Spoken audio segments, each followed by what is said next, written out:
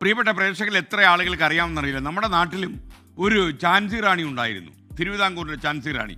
ആരായിരുന്നു ഈ ഝാൻസി റാണി? അതായിരുന്നു അക്കമ്മ ചെറിയാൻ, ധീരയായ സ്വാതന്ത്ര്യ സമര സേനാനി. 1953 കോട്ടയം മീനച്ചലിൽ നിന്ന് ലോക്സഭാ ഉപതെരഞ്ഞെടുപ്പിലേക്ക് മത്സരിച്ച സ്ഥാനാർത്ഥി അക്കമ്മ ചെറിയാൻ. അവരൊരിക്കലും ഈ ഒരു സീറ്റ് കിട്ടാൻ വേണ്ടി കോൺഗ്രസിനെ സമീപിച്ചു. കോൺഗ്രസ് സീറ്റ് കൊടുത്തില്ല. 51 അവർ സീറ്റ് ചോദിച്ചു, കൊടുത്തില്ല. കോൺഗ്രസ് പരിഗണിച്ചില്ല. സഖികെട്ട് അക്കമ്മ ചെറിയാൻ സ്വതന്ത്ര സ്ഥാനാർത്ഥിയായി മത്സരിക്കാൻ തീരുമാനിച്ചു. അക്കമ്മയുടെ സ്ഥാനാർത്ഥിത്വം പിൻവലിക്കാൻ ഒരുപാട് സമ്മർദ്ദം ഉണ്ടായി.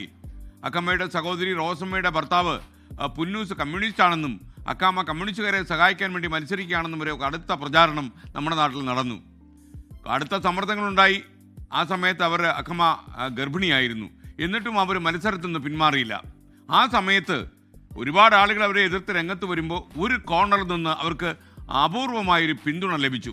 എഴുത്തുകാരി ലളിതാംബി അന്തർജനത്തിൻ്റെതായിരുന്നു. നമുക്കറിയാം, ഇല്ലങ്ങളിലും തറവാടുകളിലും അതുപോലെ തന്നെ ബ്രാഹ്മണ തറവാടുകളിലുമൊക്കെ തന്നെ അടച്ചിട്ട അന്തർജനങ്ങളെ പുറം ലോകത്തെത്തിക്കാൻ പേന കയ്യിലെടുത്ത ലളിതാംബി അന്തർജനം എന്ന കലാപകാരി. അവർ പറഞ്ഞു, വീട്ടിനുള്ളിൽ എന്നതുപോലെ നാട്ടിലും സ്ത്രീകൾക്ക് ഒരുപാട് കർത്തവ്യങ്ങൾ നിർവഹിക്കാനുണ്ട്. അക്കമ്മ ചെറിയനെ ജയിപ്പിച്ച് നമുക്ക് സ്വയം വിജയിക്കാം. അന്തർജനം എഴുതി പിടിപ്പിച്ചു. പക്ഷേ തെരഞ്ഞെടുപ്പിൽ അക്കമ്മ ചെറിയാൻ നന്നായി തോറ്റു.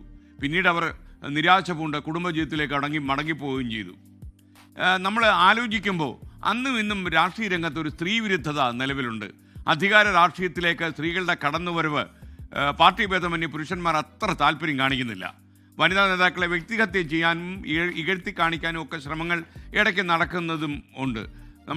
ഞാൻ പലപ്പോഴും വിശ്വസിക്കുന്നത് ഉയരങ്ങളിലേക്കൊക്കെ തന്നെ സ്ത്രീകൾ കടന്നു വരികയാണെങ്കിൽ ഈ അഴിമതി കുറച്ച് കുറയാൻ സാധ്യതയുണ്ട് എന്നുള്ളതാണ്. പുരുഷന്മാരെ പോലെ ഈ അഴിമതി കാണിക്കാൻ ധൈര്യം സ്ത്രീകൾക്കില്ല എന്നാണ് എൻ്റെ ഒരു വിലയിരുത്തൽ. അഴിമതിക്കാരായ സ്ത്രീകളുണ്ട്, ഇല്ലെന്ന് ഞാൻ പറയുന്നില്ല. എന്തായാലും ഈ സ്ത്രീകൾ കൂടുതൽ രംഗത്തേക്ക് വരട്ടെ. പ്രത്യേകിച്ച് സ്ത്രീ പുരുഷ സമത്വത്തിന് വേണ്ടി വാദിക്കുന്ന ഒരു കാലത്ത് ഒരുപാട് സ്ത്രീകൾ രംഗത്തേക്ക് വരട്ടെ. അതിനുള്ള അക്കമ്മയെ പോലുള്ള കലാപകാരികളായ ആളുകളെ, നമ്മൾ സ്വാതന്ത്ര്യ സമര പ്രക്ഷോഭകാരികളെ പോലുള്ള ആളുകളെ മനസ്സിൽ വിചാരിച്ച് സ്ത്രീകളെ മുന്നോട്ട് കൊണ്ടുവരിക. ലോകത്തെവിടെയായാലും ഏത് സമയത്തും 24 വാർത്തകളും ഓഗ്മെന്റഡ് റിയാലിറ്റി പാക്കേജുകളും എക്സ്പ്ലെയിനറുകളും വിശദമായി കാണാൻ ഞങ്ങളുടെ യൂട്യൂബ് ചാനൽ നിങ്ങൾക്ക് സബ്സ്ക്രൈബ് ചെയ്യാം.